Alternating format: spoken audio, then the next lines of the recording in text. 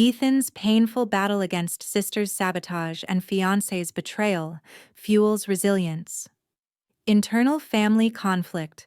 Welcome to a heart-wrenching tale of betrayal, trust, and resilience on Silent Wars. Join Ethan as he navigates family conflict and heartbreak, uncovering the cost of broken bonds. Get ready for an emotional journey that'll leave you inspired. Don't forget to like and subscribe to Silent Wars for more powerful stories. In the sprawling suburbs of Austin, Texas, where the sun baked the sidewalks and cicadas sang through long summer evenings, my childhood home was supposed to be a haven. Instead, it was a battleground, where every victory was contested, and every joy came with a price. I'm Ethan, now 31, but back then, I was just a kid trying to carve out my place in a family overshadowed by my younger sister Clara's relentless jealousy. She was 3 years my junior, a whirlwind of competitive fire that turned our sibling bond into a war zone. From spelling bees to backyard games, Clara's tantrums and need to outshine me stole the light from my moments of pride, leaving me wondering, how far would her envy take us? The tension of our rivalry, like a storm cloud over our ranch-style house, hinted at a betrayal I couldn't yet imagine. Our parents, Tom and Linda, dreamed of a picture-perfect family, the kind you'd see in a Norman Rockwell painting, kids playing catch in the yard, sharing root beer floats at the local diner. But Clara and I were oil and water, our differences sparking like flint on steel. I was the quiet one, content with a sketchbook or a good book, happy to earn a gold star on my homework. Clara, at 7, was a live wire, her hazel eyes flashing with a need to be noticed, to be better. She couldn't stand it when the spotlight wasn't hers, and I was her favorite target. The first time I felt the sting of her rivalry, I was 10, standing on a creaky elementary school stage, clutching a spelling bee trophy. I'd spelled serendipity correctly, my heart swelling with pride as the crowd clapped. That evening, Mom and Dad took us to Bessie's Diner, a greasy spoon joint on South Congress, for milkshakes to celebrate. I was halfway through my chocolate shake, savoring the moment, when Clara's face twisted into a scowl. "I could spell that word," she snapped, slamming her spoon down. "It's not fair." Before anyone could stop her, she demanded a spelling quiz, shouting words like catastrophe and rendezvous across the table. The diner went silent, forks pausing midair as her meltdown turned my victory into a public spectacle. I stared at my melting shake, the joy draining away, wondering why my win felt like her loss. That was just the beginning. Clara's competitive streak wasn't a phase. It was a force of nature, reshaping our childhood into a series of skirmishes. At 12, I entered a regional art contest, spending weeks perfecting a watercolor of Barton Springs, the iconic Austin swimming hole. When my painting won first place, Mom and Dad booked a table at a nearby steakhouse to celebrate, the air thick with the smell of grilled ribeyes. I was beaming, my certificate framed on the table, until Clara, then 9, yanked out a stack of napkins and started scribbling her own drawings, crude sketches of trees and dogs. "Mine are better," she insisted, shoving them at our parents, her voice shrill. The waiter hovered awkwardly as she turned the dinner into her stage, demanding everyone compare her work to mine. My chest tightened, the certificate suddenly heavy in my hands. Why couldn't she let me have this? Our parents tried to redirect her, praising her creativity, but Clara's tantrums were a thief, stealing every moment I dared to shine. As we grew, her jealousy sharpened, cutting deeper. In middle school, I joined the soccer team, my lanky frame finally finding a home on the field. I wasn't a star, but I loved the rush of a well-timed pass. Clara, who'd never kicked a ball, suddenly declared herself a soccer fanatic, begging Dad to sign her up for a girls' league. She'd show up at my games, not to cheer, but to critique, shouting from the sidelines that she could have made the shot I missed. When I started high school and developed a crush on a girl named Jenny, Clara, barely a freshman, wormed her way into Jenny's friend group, giggling loudly at lunch to draw her attention. Once I caught her batting her eyes at Jenny in the hallway, a smirk flickering when she saw my frustration. It wasn't just sibling rivalry, it was a campaign to eclipse me, to claim every space I tried to call my own. Our home, with its wide porch and creaky wooden floors, felt less like a sanctuary and more like a chessboard, each move calculated to checkmate the other. Our parents, desperate to bridge the gap, tried everything. They enrolled us in family therapy when I was 16 and Clara was 13, hoping a neutral voice could untangle our knots.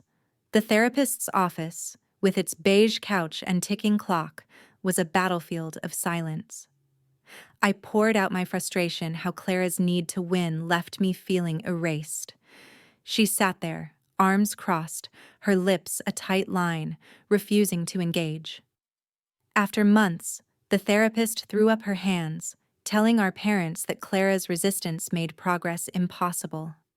Mom's eyes welled up, and Dad's shoulders slumped, their dream of a united family slipping away. They tried other tactics: family game nights, shared chores, even a camping trip to Big Bend National Park, but Clara turned every olive branch into a weapon. If we played Monopoly, she'd sulk if I bought Boardwalk first. If I chopped firewood at the campsite, she'd insist on swinging the axe, her swings wild and dangerous, just to prove she could. By high school, the tension in our house was a living thing, coiling tighter with each passing year. I'd retreat to my room, sketching Austin's skyline to escape, but Clara's presence lingered like a storm on the horizon. Her competitive streak wasn't just about keeping up, it was about tearing me down.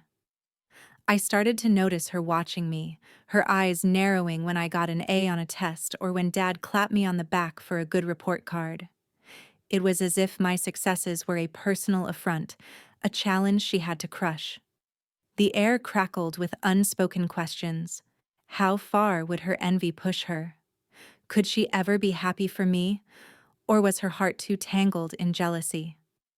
Each tantrum, each stolen moment built a wall between us, brick by brick, hinting at a betrayal I couldn't yet name.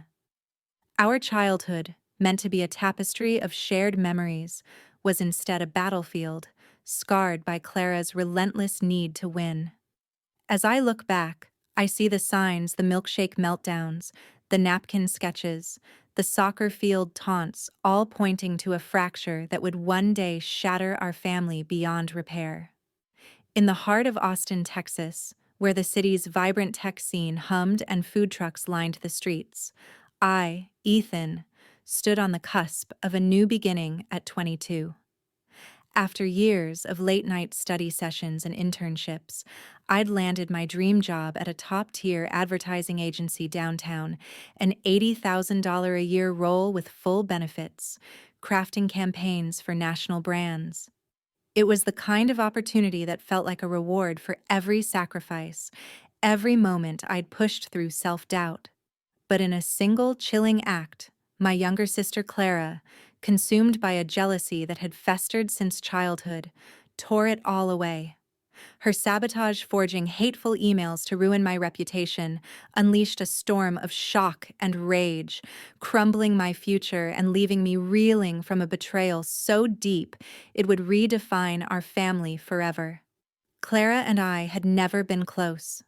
Our childhood was a battlefield of her tantrums and relentless competition, from milkshake meltdowns at Bessie's Diner to napkin sketches shoved in my face at family dinners. By the time I graduated college, Clara, then 19, was floundering at the University of Texas, switching majors like outfits and teetering on academic probation. Her struggle was a stark contrast to my hard-won success, and I should have seen the warning signs: her narrowed eyes at my achievements, her muttered jabs about me being the golden child. But I never imagined her envy would turn so vicious, so calculated. The night I shared my job news was at a family barbecue in our backyard. the air thick with the scent of smoked brisket and mesquite. Mom had strung fairy lights across the patio, and Dad manned the grill, flipping ribs with a grin. I was nervous but proud, my acceptance letter folded in my pocket like a talisman. As we sat around the picnic table, I announced the job, expecting a toast or at least a nod of approval. Instead, Clara's face darkened, her fork clattering against her plate. "Why do you always get everything?" she spat, her voice slicing through the warm evening. "You're not better than me." The words stung, but it was the venom in her hazel eyes, pure, seething jealousy that chilled me. Mom tried to soothe her, saying she'd find her path, but Clara shoved her chair back, her voice rising. "He's not special. I could do that job." She stormed into the house, slamming the screen door so hard the fairy lights flickered. Later, I overheard her on the phone, her voice low and venomous. "I'll make sure he doesn't get to gloat for long." I brushed it off as her usual drama, a flare-up of the rivalry that had defined our lives. I was wrong, catastrophically wrong. Days before my start date, I was packing my briefcase, envisioning my first day at the agency's sleek office overlooking Lady Bird Lake, when an email from HR landed like a grenade. My heart raced as I opened it, the words blurring into a nightmare. "Due to disturbing materials received, we've conducted a review and are rescinding your offer." Attached were screenshots, forged emails, and fake social media posts, all under my name, filled with hateful, discriminatory language that painted me as a monster. I sat frozen at my desk, the room spinning, my stomach churning with disbelief. This wasn't a mistake. It was a deliberate attack, crafted with intimate knowledge of my life. My mind raced to Clara. She was the only one who knew enough to weave such a personal lie. The realization hit like a punch. My own sister had done this. I drove to our parents' house, rage and shock warring in my chest.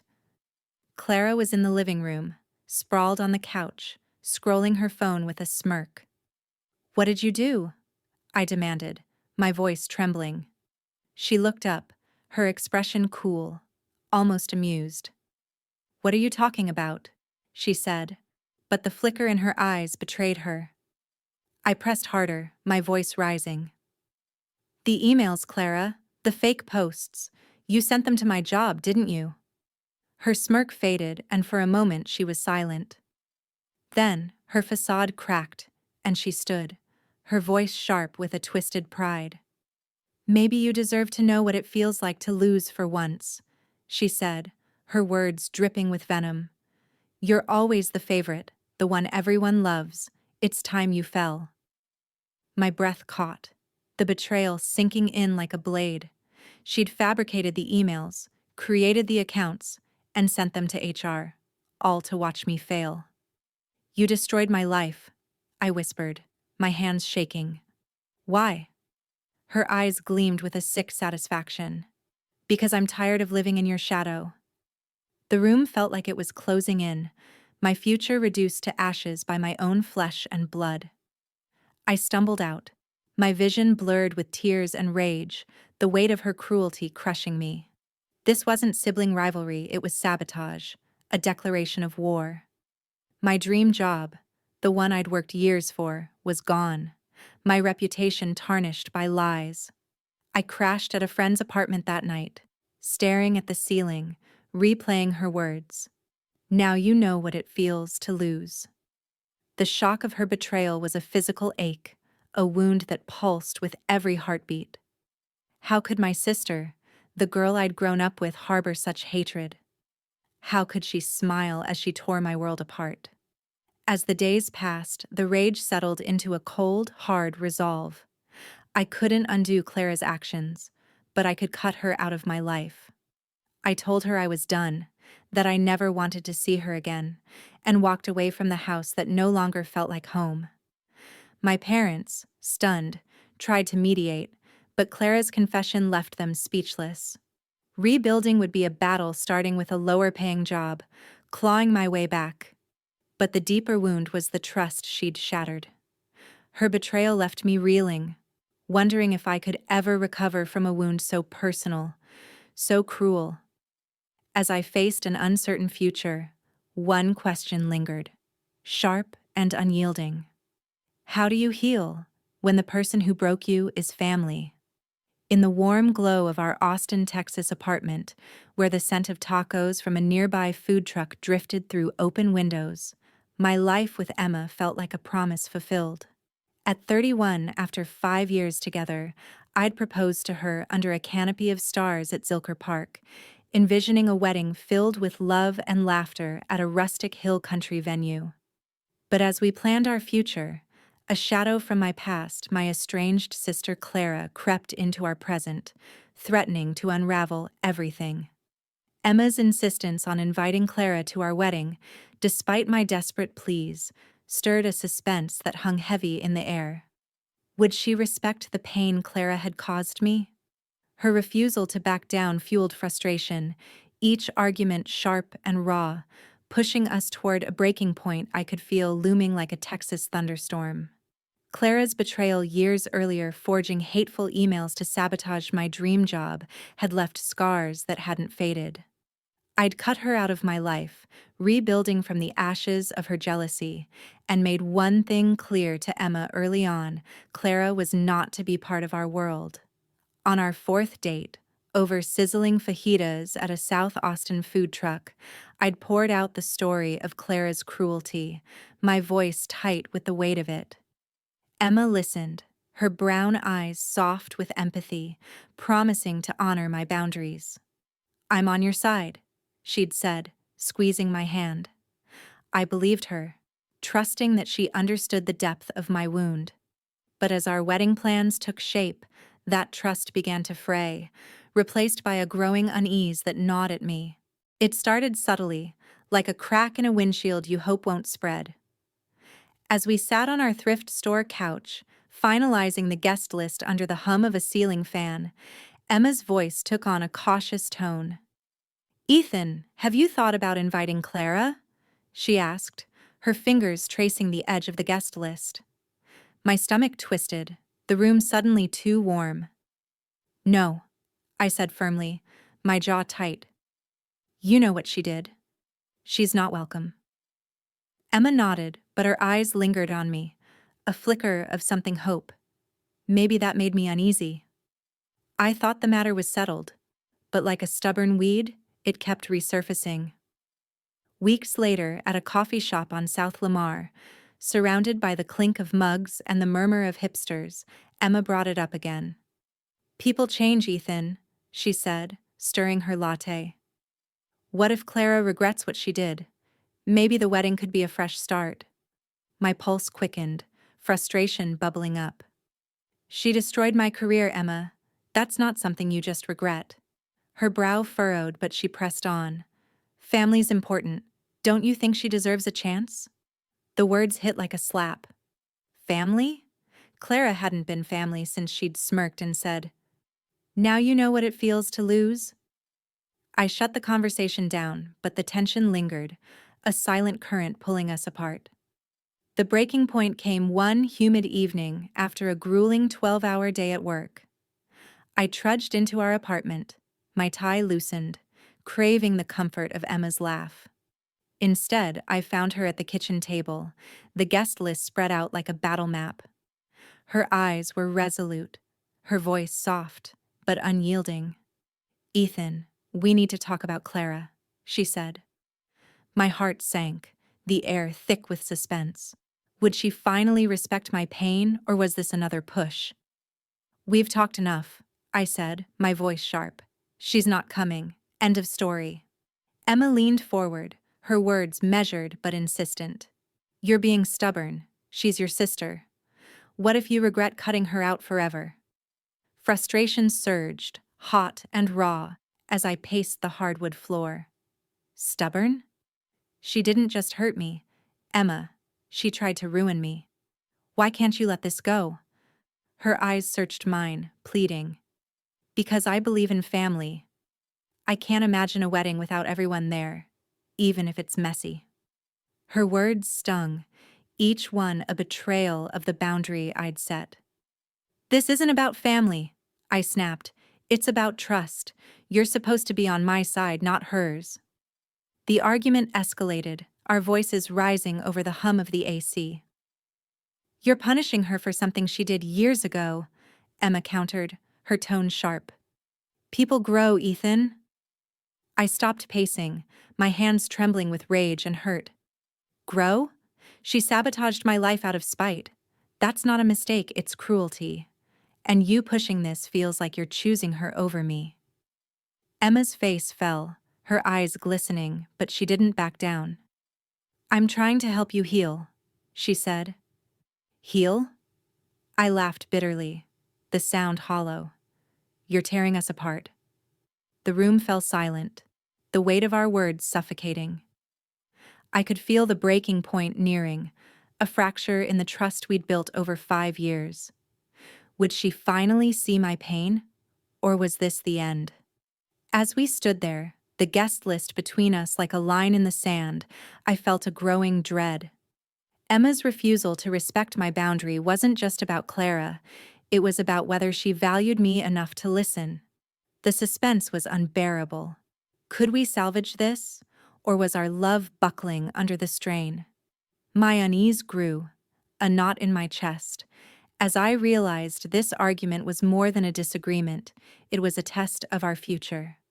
The tension, sharp and unyielding, left me on edge, wondering if the woman I loved would ever truly understand the cost of Clara's betrayal, or if her persistence would push us past the point of no return. In the cozy confines of our Austin, Texas apartment, where the glow of string lights and the hum of a Willie Nelson record once made every evening feel like a promise, my life with Emma was a dream I thought would last forever. At 31, after 5 years of love and laughter, I'd proposed to her under the sprawling oaks of Zilker Park, picturing a wedding filled with bluegrass tunes and wildflower bouquets at a hill country barn. But that dream shattered one humid evening when Emma's confession that she'd secretly contacted my estranged sister Clara and invited her to our wedding hit like a thunderbolt, unleashing a torrent of disbelief and heartbreak. Her betrayal, from the woman I'd trusted as my ally, cut deeper than I could have imagined, pulling me into a devastation that would redefine our future. Clara's shadow had loomed over my life since childhood, her jealousy culminating in a chilling act years earlier. Forging hateful emails to sabotage my dream job at an Austin ad agency. I'd cut her out, vowing never to let her poison my world again, and shared that wound with Emma early on. Over tacos at a food truck on South First, I'd laid bare Clara's cruelty, my voice breaking as I described the wreckage she'd left. Emma's hand had found mine, her eyes warm with understanding. I respect your boundaries, she'd said. Clara's out of our lives. I'd believed her, building our love on that trust. But as our wedding plans unfolded, Emma's insistence on inviting Clara had sparked arguments, each one fraying the bond we'd nurtured. I'd shut down her pleas, my stomach churning at the thought of Clara's smirk at our altar, but I never suspected the secret she was hiding. The tension had been building for weeks, like storm clouds gathering over the Texas plains. Emma's gentle nudges, "People change, Ethan. Family's important," had turned into stubborn pushes, leaving me frustrated and uneasy. I'd hoped we'd moved past it, that she'd finally heard my pain. But that illusion crumbled one late summer night, when I dragged myself home after a 12-hour workday, my tie loose and my shoulders heavy. The apartment was dim, the air thick with an unspoken weight. Emma sat at our kitchen table, her hands clasped tightly, her face pale as moonlight. The guest list lay before her, a silent witness to the storm about to break. "Ethan, I need to tell you something," she whispered, her voice trembling like a leaf in the wind. My heart stuttered, a cold dread pooling in my gut. "What's going on?" I asked, my voice steady but laced with suspicion. She took a shaky breath, her eyes avoiding mine. I reached out to Clara," she said, so softly I thought I'd misheard. The words hung in the air, sharp and surreal. "You what?" I said, my voice rising, disbelief crashing over me like a wave. Emma's tears welled, her words tumbling out in a rush. "I found her on social media a few months ago. I've been talking to her. I thought, I thought she'd changed. So I invited her to the wedding."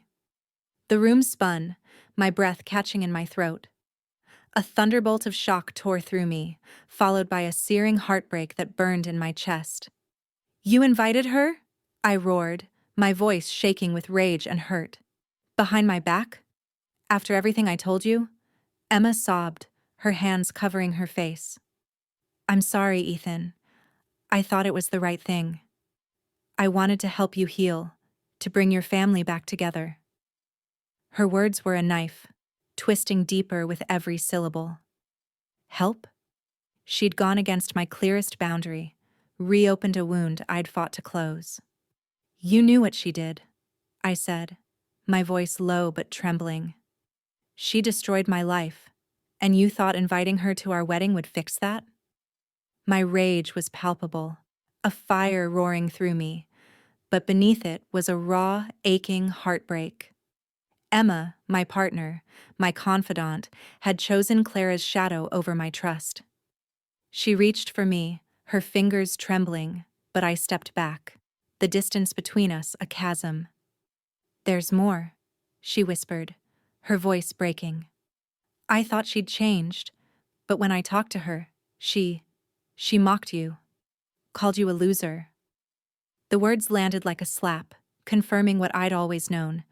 Clara was still the same, her venom undiluted. But the real pain wasn't Clara, it was Emma's betrayal. "You went behind my back," I said, my voice cold with disbelief. "You broke my trust. You were supposed to be my ally." Emma's sobs filled the room, but they couldn't bridge the gap her actions had carved. "I love you," she pleaded. "I was trying to do the right thing." But love doesn't ignore boundaries. It honors them. I stood there, the guest list blurring as my vision misted with unshed tears. The apartment, once a haven of shared dreams, felt like a cage, the walls closing in with the weight of her confession. My mind raced, replaying every moment I'd trusted her, every time I'd believed she'd stand by me. The devastation was overwhelming, a hollow ache that echoed Clara's betrayal years before. How could Emma, the woman I'd planned to marry, do this? The question hung unanswered, fueling my rage and deepening my heartbreak. As I looked at her, tears streaming down her face, I felt the ground shift beneath us. This wasn't just a fight, it was a fracture, one that might never heal. The emotional weight of her secret pressed down, leaving me reeling, wondering if the love we'd built could survive a betrayal so profound, or if this was the end of everything we'd dreamed.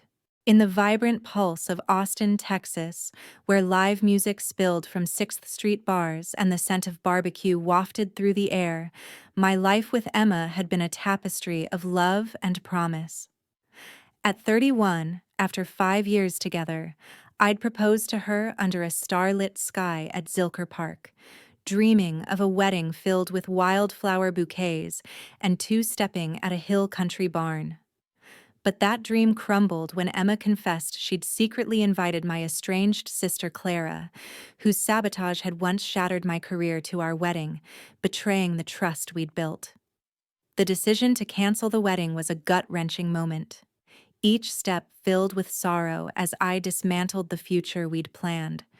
Yet, my resolve to protect my boundaries, to stand firm against betrayal, sparked a quiet admiration, stirring a bittersweet hope that I could rebuild, stronger and truer to myself.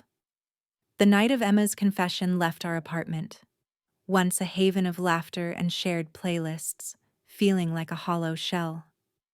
Her words, "I invited Clara to the wedding," echoed in my mind, each syllable a shard of heartbreak. Clara's cruelty years ago, forging hateful emails to ruin my dream job, had taught me the cost of unchecked betrayal. I'd made it clear to Emma that Clara was a non-negotiable boundary, a line drawn to protect my peace. Yet, she'd crossed it, choosing her vision of family over my pain. As I stood in our kitchen, the guest list a silent witness to her secret, I felt the ground shift beneath me. The love we'd nurtured for 5 years was fracturing, and I knew I couldn't marry someone who didn't respect my deepest wounds. The decision crystallized in that moment, heavy and inevitable. The wedding had to be canceled. The next morning, as sunlight filtered through the blinds, I sat on our thrift store couch, a mug of coffee growing cold in my hands. The weight of what lay ahead pressed on my chest, a sorrow so deep it felt physical.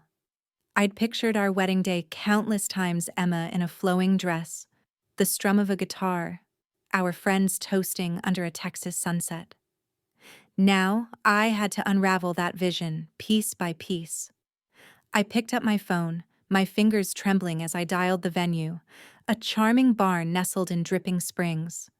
The coordinator's voice was kind but confused. "You're canceling? Are you sure?" she asked. "Yes," I said, my voice cracking. "It's over." Each word was a knife, cutting away a dream I'd held so tightly. The caterer was next, a local barbecue joint we'd chosen for its smoked brisket and pecan pie. "I'm sorry," I told the owner, my throat tight. "We're not getting married." The florist, who'd promised bluebonnets and sunflowers, was the hardest. Her cheerful tone faltered as I explained, and I hung up feeling like I'd buried a part of myself. Each call was a step deeper into grief, a dismantling of the life I'd imagined with Emma. The apartment, cluttered with wedding magazines and fabric swatches, felt like a museum of what could have been. I packed them away, my hands shaking as I folded Emma's handwritten notes about table settings. The sorrow was relentless, a tide pulling me under. I thought of our late-night talks, her laugh when we'd dance to Willie Nelson in our socks, the way she'd fit against me like a missing piece. But beneath the grief was a colder truth. Emma's betrayal, going behind my back to contact Clara, had broken something fundamental. Trust, once shattered, couldn't be glued back together with apologies. I couldn't build a marriage on a foundation that cracked under her disregard for my pain. Yet, in that sorrow, a quiet resolve took root. Canceling the wedding wasn't just an end, it was a stand, a declaration that I valued myself enough to protect my boundaries. Clara's sabotage had taught me the cost of letting betrayal slide. I wouldn't repeat that mistake with Emma. The decision, though agonizing, was a reclaiming of my dignity, a refusal to compromise my peace for the sake of a dream that no longer fit. As I made the final calls, notifying our officiant and band, a flicker of strength emerged, like an ember in the ashes. I was choosing myself, even if it meant walking away from the woman I loved. The fallout was swift and brutal. Emma's family, once warm and welcoming, turned cold. Her mother called me heartless, accusing me of throwing away a perfect relationship over family drama. Her brother, who'd once been a friend, sent a scathing text. "You're making a huge mistake, man." Their words stung, but they didn't know the full story, the depth of Clara's cruelty, the sting of Emma's secret. My parents, too, weighed in, their voicemails pleading for reconciliation. "Ethan, think about what you're doing," Mom said, her voice shaky. But it wasn't me who'd broken this, it was Emma, crossing a line I'd begged her to respect. As I sat alone in the apartment, the silence heavy with absence, a bittersweet hope stirred. Canceling the wedding was a loss, but it was also a liberation. I was free to build a life where trust and respect weren't negotiable, where my boundaries were honored. The sorrow lingered, a weight I'd carry for months, but beneath it was a spark of possibility. I thought of Austin's trails, where I'd soon hike with friends, their laughter a lifeline. I thought of the unknown ahead, a blank page waiting for new stories. Readers might feel the ache of my choice, the dreams I let go, but they'd also see the strength it took to walk away. I wasn't just ending a chapter, I was writing a new one, rooted in self-respect. And that was a hope worth holding on to. In the bustling heart of Austin, Texas, where food trucks glowed under neon signs and live music drifted from corner bars, my life had been upended by betrayal. At 31, I'd canceled my wedding to Emma after she secretly invited my estranged sister Clara, whose sabotage had once derailed my career, to our ceremony, shattering the trust we'd built over 5 years. The fallout left me raw, navigating a world where the people closest to me seemed blind to my pain. But nothing prepared me for the ambush my parents orchestrated. A surprise dinner with Clara at their suburban home, which reignited a fire of anger at their refusal to respect my boundaries. Clara's hollow apology stoked my frustration, but walking out, resolute in my clarity, was a stand that sparked a quiet admiration, leaving me and those who'd hear my story curious about the path I'd forge next. The weeks after the canceled wedding were a blur of grief and defiance. I'd dismantled my dreams, call by call, each one a wound: the Hill Country Barn venue, the barbecue caterer, the florist with her promises of bluebonnets. Emma's family branded me cold, while my parents' voicemails pleaded for reconciliation, their voices heavy with guilt and hope. I ignored them, retreating to the solace of Austin's trails and the laughter of friends like Jake, who reminded me that family wasn't just blood, it was loyalty. But the past refused to stay buried. One evening, as I nursed a beer at a downtown dive bar, my phone buzzed with a call from Mom. Her voice was soft, almost fragile. "Ethan, please come to dinner this weekend," she said. "We need to talk. It's important." Against my better judgment, a flicker of hope stirred. Maybe they'd finally understand my side. "Okay," I said, my voice flat, unaware of the trap awaiting me. Saturday evening arrived, the Texas sky streaked with pink and gold as I drove to my parents' house in their quiet Oak Hill neighborhood. The familiar ranch-style home, with its wide porch and creaking swing, should have felt like a refuge, but my stomach knotted with unease. Memories of Clara's childhood tantrums, screaming over milkshakes, scribbling on napkins to outshine me, flooded back, mingling with the sting of her sabotage, forged emails that cost me my dream job. I'd cut her out 9 years ago, and my parents knew better than to push. Or so I thought. As I climbed the steps, the scent of Mom's pot roast wafting through the screen door, I braced myself, sensing the air was too heavy, too charged. Mom greeted me with a hug that felt more like a plea, her smile strained. "I'm so glad you came," she said, her voice wavering. I stepped inside, the dining room aglow with candlelight, and froze. There, at the table, sat Clara, her hazel eyes wide with something that mimicked regret but felt rehearsed. My heart pounded, anger surging like a wildfire. "What is she doing here?" I demanded, my voice shaking as I turned to Dad, who stood by the table, his expression pained. "Ethan, please," he said, raising a hand. "We just want to help you make peace." The words landed like a betrayal, sharp and cold. "You ambushed me," I said, my gaze darting between them. "You went behind my back." Mom's eyes filled with tears, her hands twisting a napkin. "We thought if you two talked, you could heal," she said, her voice breaking. Heal? The idea was a mockery, a refusal to see the scars Clara had carved. She'd destroyed my career out of jealousy, smirking as she said, "Now you know what it feels to lose." And now, my parents, who'd witnessed that wreckage, thought a pot roast and candlelight could erase it. Clara shifted in her seat, her voice soft but calculated. "Ethan, I just want to apologize," she said, her eyes meeting mine for a fleeting moment. "I've been in therapy. I know what I did was wrong. The words were hollow, a performance for our parents' sake, lacking the weight of true remorse. I clenched my fists, frustration boiling over. You think saying sorry fixes what you did? I shot back. You ruined my life, Clara, and you're still playing the victim. Dad's voice cracked as he stepped forward. We just want our family back, he said, his eyes pleading. But his words only fueled my anger. This isn't a family, I said, my voice hard. Not when you ignore my boundaries, when you pretend her actions were just a mistake. I turned to Clara, her apology ringing false in my ears. You haven't changed. You're here because they begged you, not because you care. Her lips parted, but no words came, her silence confirming my truth. The room felt suffocating, the candlelight flickering like the last embers of my patience.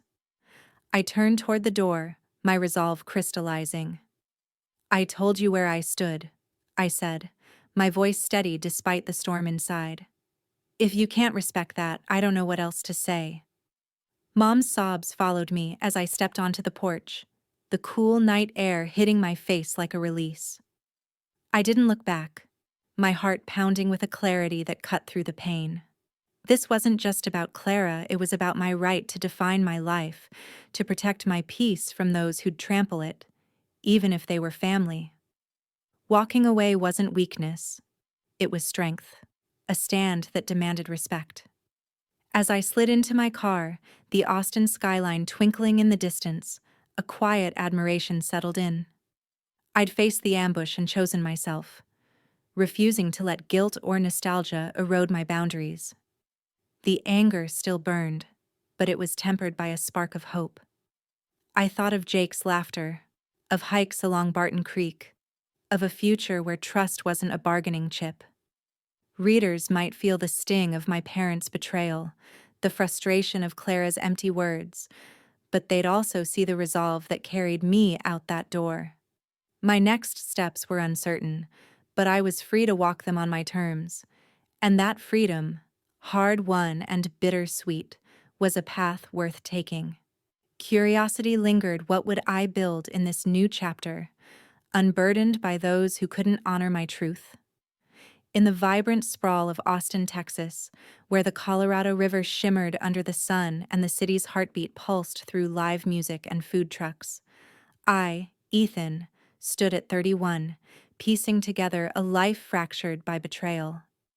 The cancellation of my wedding to Emma after she secretly invited my estranged sister Clara, whose sabotage had once derailed my career, had left me hollow, the echoes of broken trust lingering like a stubborn fog. Clara's hollow apology at a surprise family dinner, orchestrated by my parents, had only deepened the scars. Yet, in the ashes of those losses, I found a path forward, weaving solace from friends, the serenity of Austin's trails, and a chance encounter with a woman named Sophie.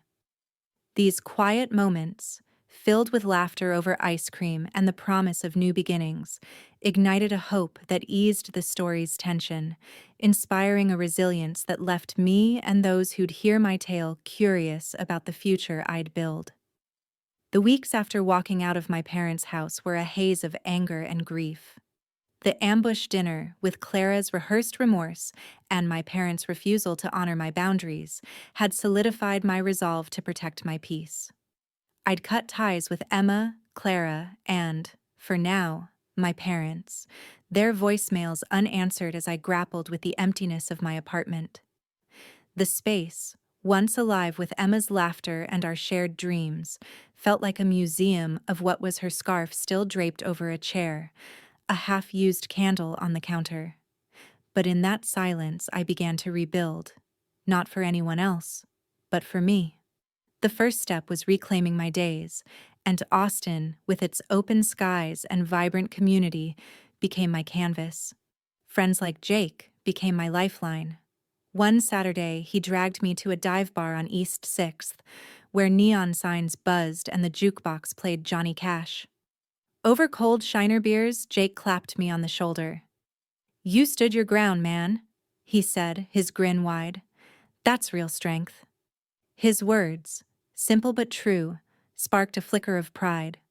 We laughed over old stories, late-night taco runs, botched camping trips, our voices drowning out the ache in my chest.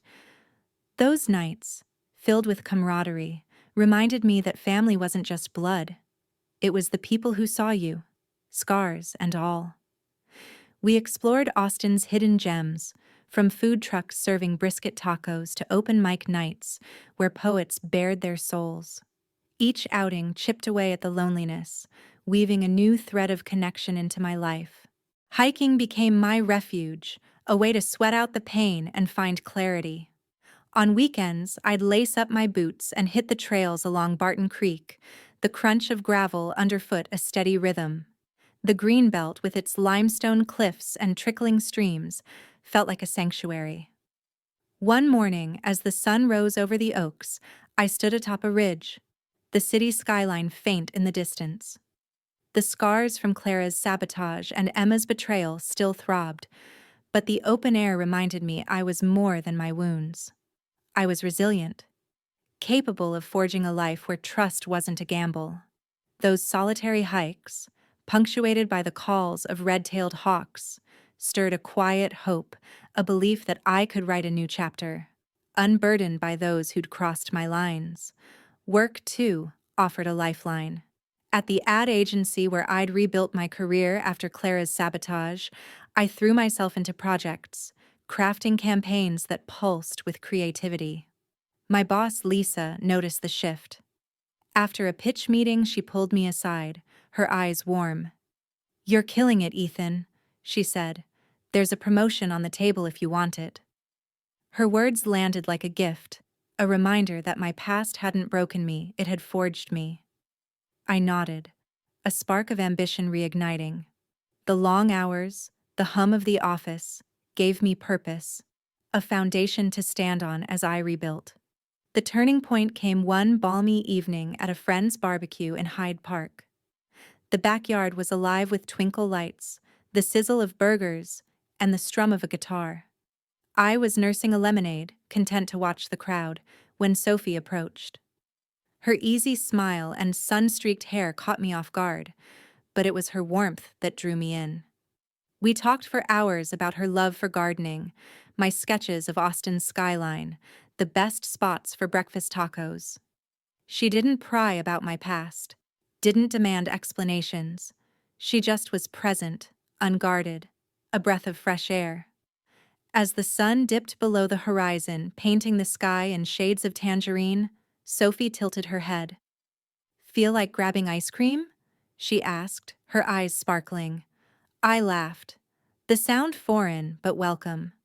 "Only if it's Amy's," I said, naming Austin's iconic ice cream shop. Over Mexican vanilla cones, we laughed until our sides ached, the simple joy of the moment easing the tension I'd carried for months. That night, as I walked back to my apartment, the Austin skyline twinkling like a promise, a profound hope settled in. The scars from Clara and Emma were still there, etched into my story. But they didn't define me. I was stronger, clearer about what I deserved. A life where boundaries were sacred, where trust was earned. Sophie's laughter, Jake's loyalty, the trails that grounded me, they were the building blocks of a new beginning. Readers might feel the weight of my losses, the wedding, the family ties severed, but they'd also see the inspiration in my resilience. I wasn't the man I'd been before the betrayals, but I was someone better grounded, hopeful, alive to possibility. As I stood by my window, the city's pulse syncing with my own, I felt curiosity stir. What would this new chapter hold? The path was uncertain, but for the first time I was ready to walk it, scars and all, with a heart open to hope. The story of Ethan's journey through betrayal and resilience offers profound lessons for life, particularly resonant for an elderly audience reflecting on their own experiences. The most significant message is the importance of setting and honoring personal boundaries, even when it means making painful choices, such as walking away from toxic relationships. Ethan's decision to cancel his wedding and distance himself from his sister Clara and unsupportive parents underscores that self-respect is a cornerstone of a fulfilling life, a truth that deepens with age. For the elderly, who often grapple with balancing family expectations and personal peace, this lesson affirms that it's never too late to prioritize one's emotional well-being. Another key lesson is the power of resilience and community in healing. Ethan's solace in friends, hiking, and new connections like Sophie highlights that hope can emerge from loss, and meaningful relationships can be forged at any stage. For older adults, this encourages nurturing friendships and embracing new beginnings, whether through shared hobbies or community involvement. Finally, the story teaches that scars, whether from betrayal or regret, do not define us. They shape a stronger, wiser self. This resonates deeply with the elderly, reminding them that their life's challenges have built a legacy of strength, worthy of pride and hope as they continue to write their story. Thank you for watching Ethan's incredible story on Silent Wars. We hope it touched your heart and sparked hope. Please like this video and subscribe to Silent Wars to stay connected for more moving tales. Your support means the world.